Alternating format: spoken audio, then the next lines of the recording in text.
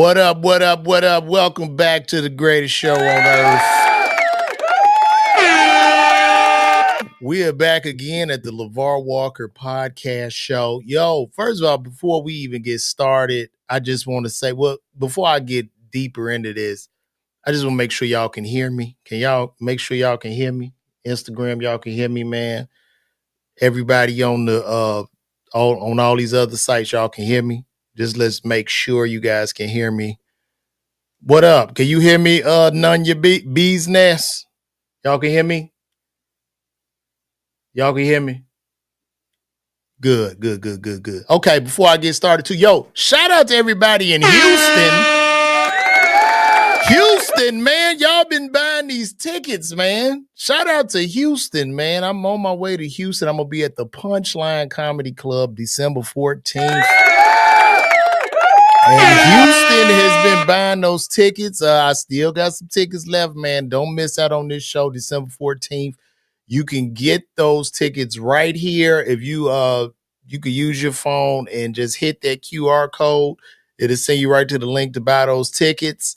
And we're gonna begin this show, man. So I did check out the 50 Cent Diddy documentary. As you guys know, as far as Diddy is concerned, I mean, a lot of people think like, LeVar, do you hit your wife and are you nasty? No, it is nothing about that. Like my stance on Diddy, it was just me watching the laws be administered in this case. And the man just shouldn't be in jail based on the law and federal guidelines. He should not be in jail or doing the 5 years for a man law violation. That was my only stance. Now, as far as this Diddy documentary is concerned, I watched it. As y'all know, it's produced by 50 Cent, which was a little like, damn, I mean, you want to kick a man while he's down and shit. I mean, it's kind of nasty. And it's nasty because 50 and Diddy are kind of the same ilk when you think about just like music moguls and stuff like that. So, with 50 doing this is interesting because he could have people come out with allegations about him and karma could possibly come back. Who knows? But in watching this documentary, it was just more of the same, right? So, like, they've done 30 documentaries. We watched an extensive court case. In this documentary, there are people, and I don't think it's bad. It's bad. I was trying to maybe think it was somewhat balanced. It's balanced in the sense because I'm surprised he didn't put Big Gene Deal ass on there. I was expecting to see Big Gene Deal. He didn't have him. And if you've seen the documentary, if you haven't seen, there's gonna be a lot of spoiler alerts in this. So the documentary, it starts out, it shows this young man who he lost his father at a very early age. His mama worked 3-4 jobs. She was hustling, probably knew some street dudes, whatever. She was getting, Mama Combs was getting money, kept him fly. Mama Combs had parties. You know what I mean? A lot of people be at the party. She was just fly. She was fly in New York, fly on that Harlem shit, whatever. And you watch Diddy being super ambitious grow into a mogul, right? He busted his ass. You see in a documentary where he was washing Andre Harrell's car, going to get him coffee, putting Armor All on tight, doing whatever the hell he had to do. Also being so young, he had a vision to help artists, to help break the artists, not to say he put the talent in them, but to help break the artists. And, growing up, Jodeci was fond of me, I didn't say fine, I mean fond. I was fond of Jodeci, Biggie Smalls, he wrote a lot of hip hop in regards to this. And it's basically just a man who came into a lot of power, a lot of money, and began to abuse people. Now, the part where I lack empathy for these people is because I'm an entertainer myself. If this your first time seeing me, I'm a comedian. You know what I mean? So, and in comedy and behind the scenes, there are a lot of people that are willing to do whatever to get on. There are a lot of people that lack integrity. There are a lot of people that lack morals. There are a lot of people in this business that will shove their heads deep in a celebrity's ass and take pictures with celebrities and do all this shit and run around and chase up after the celebrity.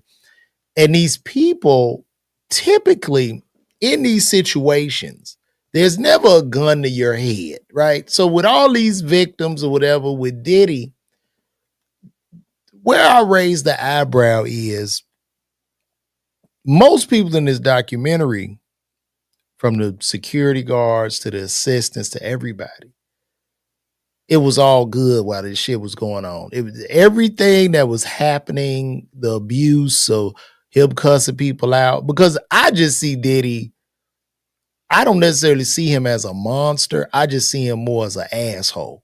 And I'm the type of dude that's like, you not about to shit on me. You not going to disrespect me. I'm just going to leave. I'm not going to sit up here and be humiliated because these people, they were accepting this treatment. Why? Because nigga, you wanted a check. You wanted to be on that private jet. You wanted access. So you took the check. You turned a blind eye. Whatever you saw him doing, you turned a blind eye.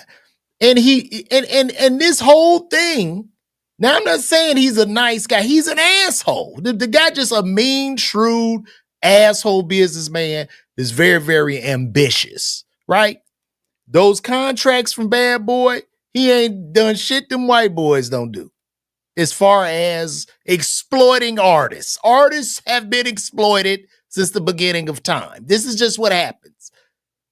Most don't want to read you don't want to read your contract. You don't want to look at the numbers. Your ass just want to be famous. And then when you 50 and you look back and all your shit is gone, you don't have no money and all your resources are exhausted, you're mad. This is what happens over and over again in entertainment. You've watched Unsung, you've watched all these certain shows. So these are a bunch of grown-ass people who will complain, who could have left at any time. Because at the end of the day, the fact of the matter is, the man was not holding these people hostage. He wasn't holding them hostage. There were no children involved in these situations. Where I really raised the eyebrow, if you watch this documentary, what I really raised the eyebrow, if you watched Aubrey O'Day, I watched Aubrey O'Day in this documentary, and she said she received a letter from somebody who said they walked in on Aubrey O'Day where Diddy was penetrating her, and there was another light-skinned man, in her mouth or whatever. And in the letter, the person said she looked inebriated. Aubrey O'Day said, well, I never drank. I never took a pill. I never did nothing. And she goes, did this happen to me? Now, when I think about this, I'm like, what? So you could go up to literally anybody. You could look at anybody and say, hey, I saw you. You don't remember? You was in the room and you was being assaulted by Diddy. It just, certain things just doesn't make sense. They had one lady in the beginning who said that he was going around with a tape showing them having sex or whatever. And what I even find ironic is, with everything in this documentary, what is it showing us that we haven't even seen in the courtroom? Like, you don't think the federal government dug deep in the dirt, raked every morsel of coal across the fire, just dug so deep looking for anything? So this lady who said she was assaulted, say he playing it on tape around places. What? So basically she's saying He assaulted her, and he was going to parties playing it on the projectors. And nobody in this party, he at the top. So you tell me no haters got that tape to turn it in, to snitch on it. Like, it just, a lot of it doesn't make sense. Like I say, is he a nasty dude? Yes. Is he an asshole? Yes. But I have to raise my eyebrow. And I also have to call out these people.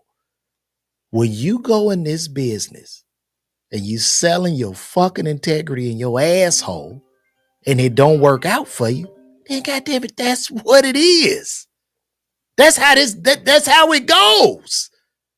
Because I can look at y'all right now and tell y'all this. Being in this business, most of those alleged victims in that documentary wouldn't have spoke to your ass in 2001 and 2. They would have been like, you're not getting into the party. That is what would have happened. And that's fact. Because I was in Atlanta in 02, 03. I was up at Justin's. And as a matter of fact, in my house now, Kim Porter used to be across the street at her homegirl house. Shout out to Ebony Electric. I used to see the kids running up and down the block. Now, like I say, is he a nasty dude? Yes. But was he holding these people against their will? No.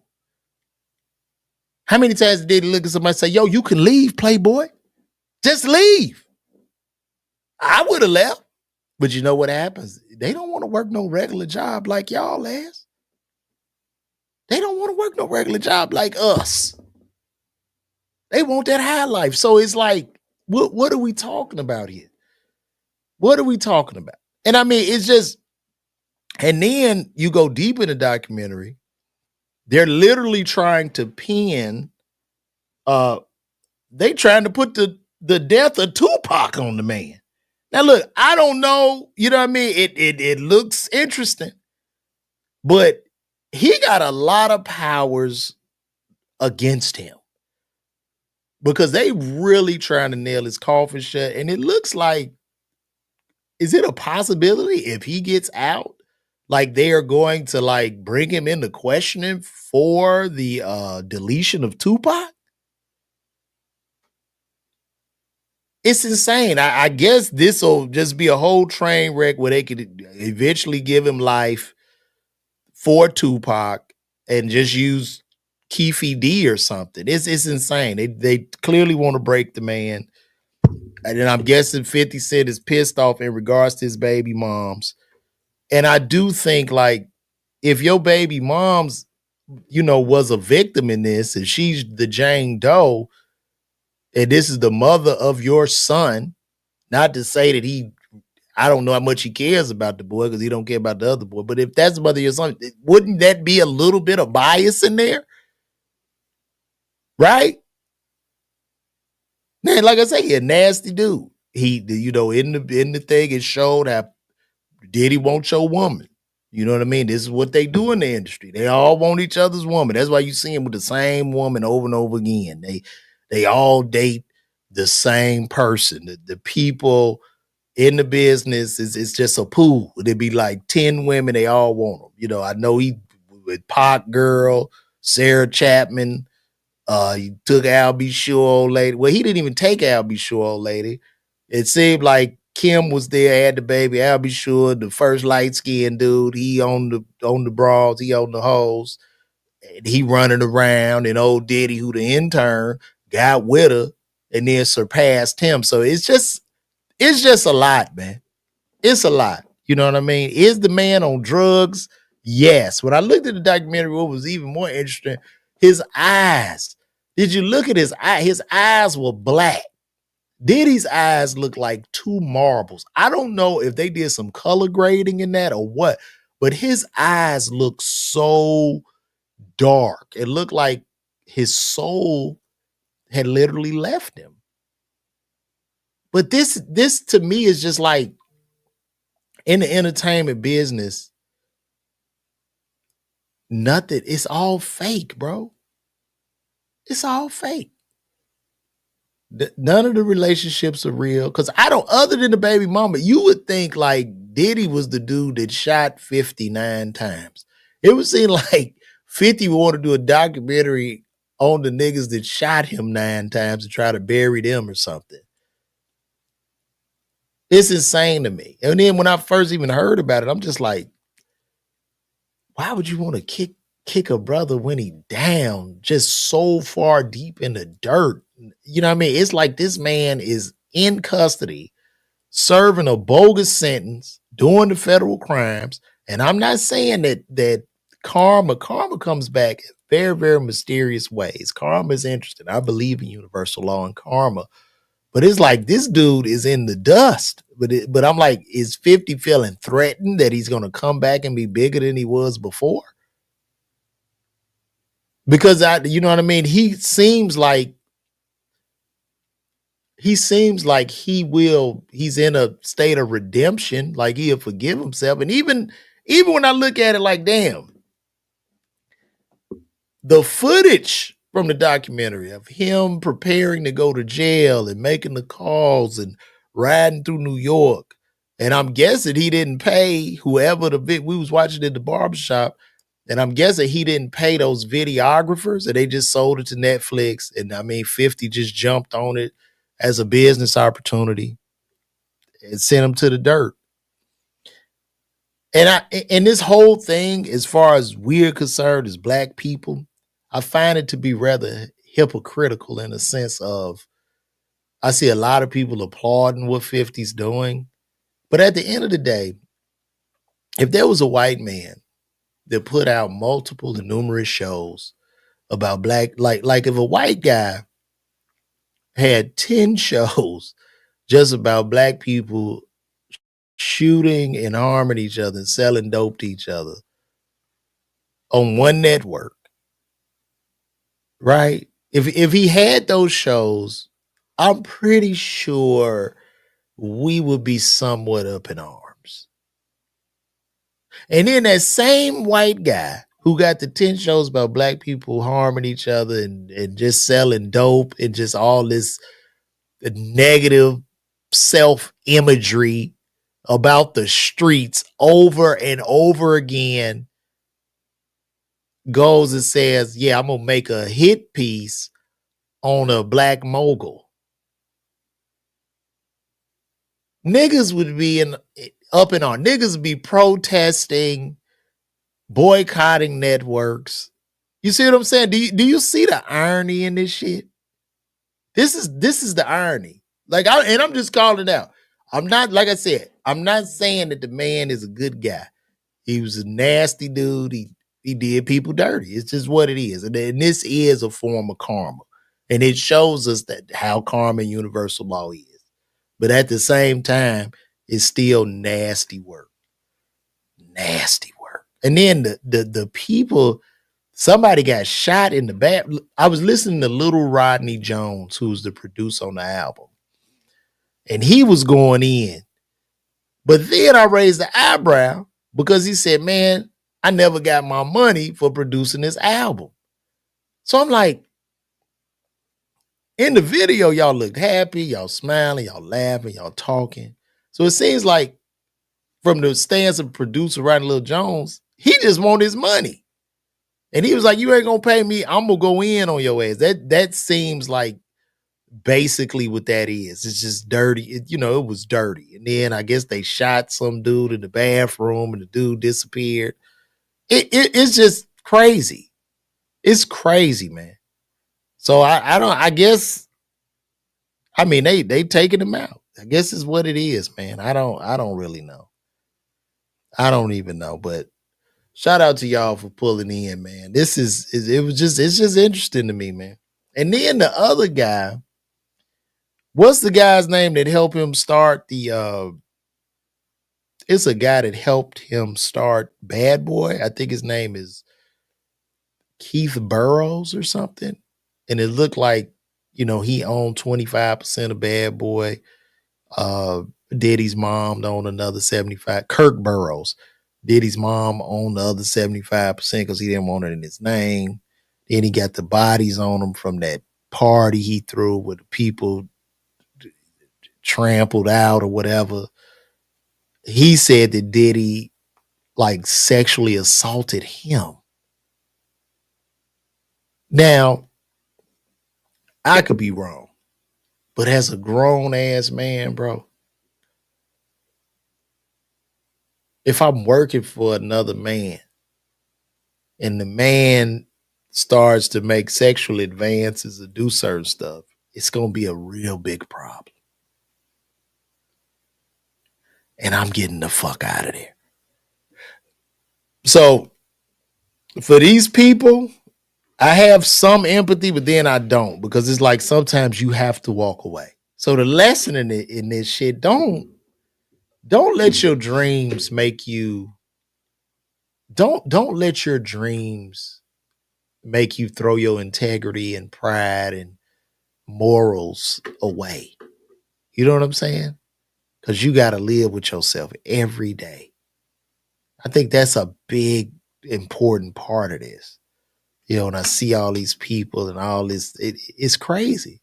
Because, like I said, as this stuff was going on, all these people in these documentaries were okay with it as long as the checks were flowing. And that's just fact. And even they talked to some jurors in there. The little Indian man said, "You could not have it both. You could not want the luxury life. You could leave. You know, it's either the luxury life or you stay there." You know, they didn't convict him. They didn't convict him on nothing. He, like I say, the man is an ass. He's just an asshole. He's a nasty dude. He's done a lot of dirt, a lot of wrong. But from the legal standpoint, when you're just looking at the case objectively, he shouldn't have got the time. That's why he was even filming that documentary.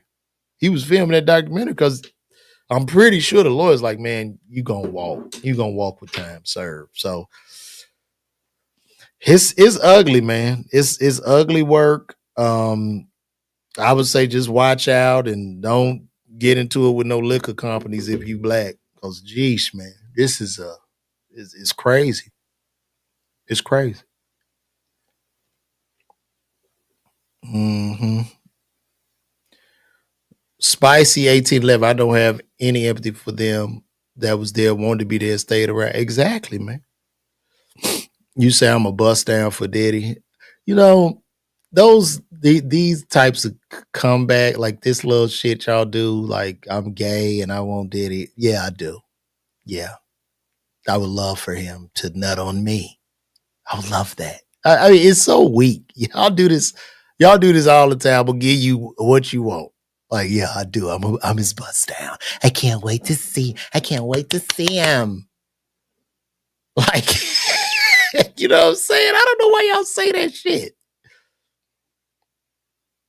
But yeah, man, thank you, Running War. Strength and honor, man. It's just about honor, bro. I ain't about to do no stupid ass shit. You know what I mean? I see, bro. I see how a lot of people move in the business, bro, and a lot of people, you know, the first of all, the business is a very the entertainment industry is a very exploitive business. It's exploitation. You're going to be exploited, especially if you're not focused on the business. If you get caught up in another motherfucker, you see him, he balling. I've come to the conclusion that no man's ice is colder than mine. I don't care about how much money that motherfucker got or how much more famous he is than me. His ice is not colder than thine ice because none of that shit he got can help me feed my family. That's just how I look at it. You know what I'm saying? So, and that's why these grown ass people, it's just very difficult for me to have, you know, a high amount of empathy. I'm sure we could do, because look, if I do a documentary on everybody here that's watching, if I do a documentary on, and I only use people that you fell out with, think about that shit. If I just get a bunch of people you fell out with, people that don't like you, people that you might owe money to, or just people that just don't like your ass, what are these people gonna say? Are the people not going to embellish? Right? And it's like, this documentary is putting this nigga back on trial again after being convicted. He's gone through hell and back, been convicted, and they retried him. This is like the 4th or 5th documentary. And it's done by another brother, by his own kind. His own kind. Sold him off. And the white boys go get paid off this shit. But y'all don't, like, I don't know if y'all don't see that. That's really the biggest picture, but like, what the fuck, man? And if Diddy taking care of 50 baby mama, he paying her rent, it seemed like 50 would be happy because I guess 50 ain't want to give her ass no money. So it seemed like you'd be happy. Your baby mama put up, you know what I mean? Got a $10,000 a month crib. Like, I would guess, but I guess not. You know what I mean? So it's just weird, bro. It's just weird. I see you coming you just got tickets. What can you, man? Y'all gonna expect the truth. You're gonna expect funny. You're gonna expect real jokes. And I'm gonna tell y'all this before any of you, because I appreciate you. Thank you. Number one, thank you for getting those tickets, bro. But 2, go check me out on YouTube, because you on YouTube. So look at some of them sets. I do real stand-up, real comedy, and you'll enjoy it. I'm gonna give it to you. I'm gonna kick me some ass. All right. So I appreciate you getting those tickets, man. Appreciate you. Shout out to Flight Dreams. Appreciate you, bro. I'm glad you enjoying the stand-ups, man. I appreciate that. You said Puff should have properly paid his artists, employees, and partners. I agree, bro. I agree, but in the entertainment business, and this is anybody, maybe there are some aspiring entertainers or people that are in the business. I'm going to tell you this. In the game, whenever you taken advantage of, never look at it as a loss, but a lesson, and say never again. So a lot of people who come in the game green, you're going to get taken advantage of. You're going to pay a little bit of tuition. Now, when you pay that tuition, you got 2 choices. You either go be mad, bitter, not look over the rest of your contracts and get kicked in the ass your whole career, wake up with nothing, or you're going to be like, I got to be a better business person. Because now with the artificial intelligence and technology, you can't just be an artist. You have to be an entrepreneur. You can't even look at this shit like, yeah, it's art, but you have to be the entrepreneur with the art, with pushing whatever it is you're doing and counting and keep an account and a tight eye on everything that's going on. Because if you want somebody to hold your hand, those people that hold your hand are typically there to rob you. That's what they're going to do. Yeah, I take care of that. And you getting charged, and they renting out studios, they running the shell game. But that's the whole that has been the music business forever. It's always been like that. Forever.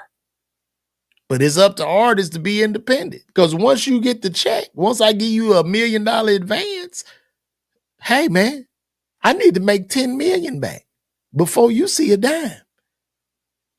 So most of this shit with these advances and all this stuff they getting is just super, super predatory, high interest loans. And not just loans, but loans that give them ownership and partnership into everything you're doing. So you gotta like be a better business person too. You know what I mean? But yeah, he messed these people over. Yes, he did. He absolutely did. Absolutely.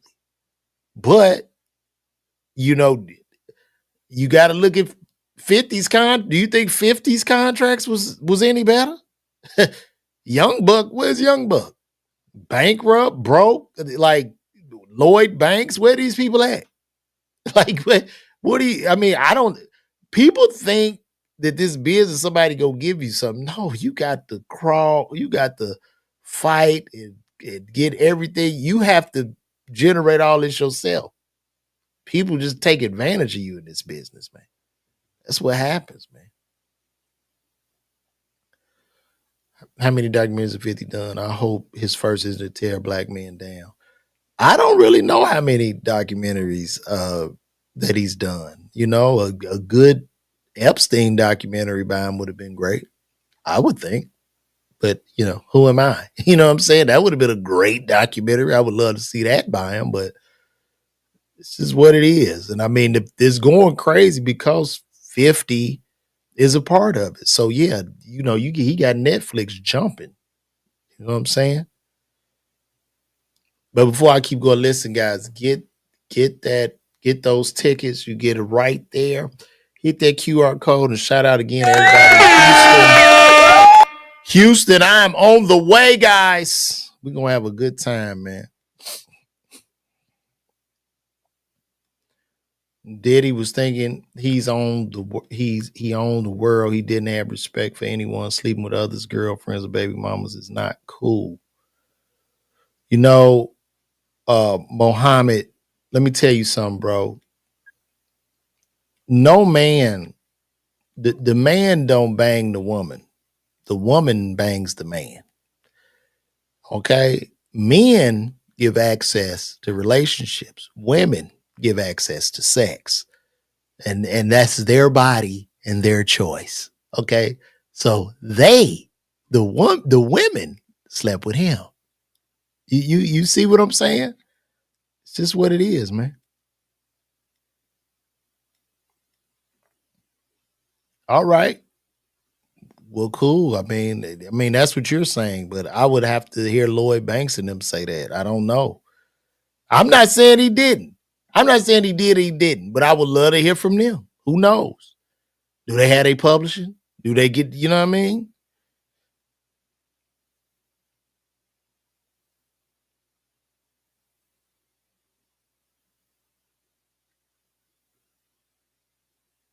You say, where were the complaints when Diddy was doing his art is bad on his shows? Nowhere, because that money was rolling in. He on top of the world, and everybody, you know, bad boy offices was popping. But anyway, it's a new day. Music business is pretty much dead. You know what I mean? Like that whole golden era of hip hop where you had the big moguls and your Birdmans, your Diddies, your Suge Knights, you know, the heads of these independent labels. It's over with now. So a lot of people complain because they're doing these AI artists. They got AI artists. The AI artist is actually the best deal because the AI artists ain't no different from the real artists who weren't looking at contracts and being taken advantage of. So why not just generate some something from the computer and just have it rake you in money? It's the same game. It's just like the business. They find somebody and they just want them to rake in the bread, you know? So it's just what it is, man. Bella say we so obsessed we didn't know. Bella, this is what the world has stopped to watch. This is what everybody talking about, Bella. And I'm just trying to call a spade in regards to, you know, the documentary. That's all. It was just an interest. It was just really on my heart to talk about it. So, but guys, I'm gonna get out of here. This is it. Shout out to everybody over here on the gram. I see you, Mike. Shout out to Mike. Mike Sales over there in Huntsville. If you need your wig done, go see him. Check him out on stage. Also, Bella, the reason Ron Isley, her footsteps. Thank you for the salute, bro. But I just wanted to come in here and talk, man. Once again, we 11 days away from Houston. It's going down. We're gonna have a good time, guys. Peace, love, and blessings, man. Y'all call me. More. I'm gonna have more content coming out. The past couple days, and I want to talk to y'all about this too. So the past couple days, I hadn't done anything because I was trying to put up a ceiling fan in my house. I've put up 3 other fans in my house, but this particular ceiling fan, because these newer fans You get the ceiling fan, you get a little receiver that goes inside the housing of the ceiling fan. So I bought a ceiling fan. I I put it up, did all my wiring and all that stuff. Turned the fan on, nothing. So now, and listen, what I do to like a home project, I ain't tripping because I learned from failure. So it didn't come on. So now I had to get my multimeter. I'm checking the wires, making sure the power going. Couldn't find a problem, couldn't find a problem. End up taking the fan back down. I got stuff everywhere in my bedroom, took the fan back down, took it back to Home Depot, got a refund for that fan. Then they didn't have that fan in stock no more. So I went to another Home Depot, got another fan that cost me $30 more. Bring that fan back. Start putting it up, getting it together, doing everything. Hung the fan, nothing.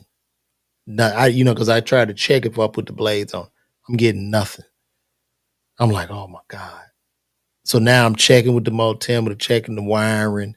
Went up in my attic thinking it's a GFCI switch for a ceiling fan. Learned that GFCI switches won't be on ceiling fans, whatever.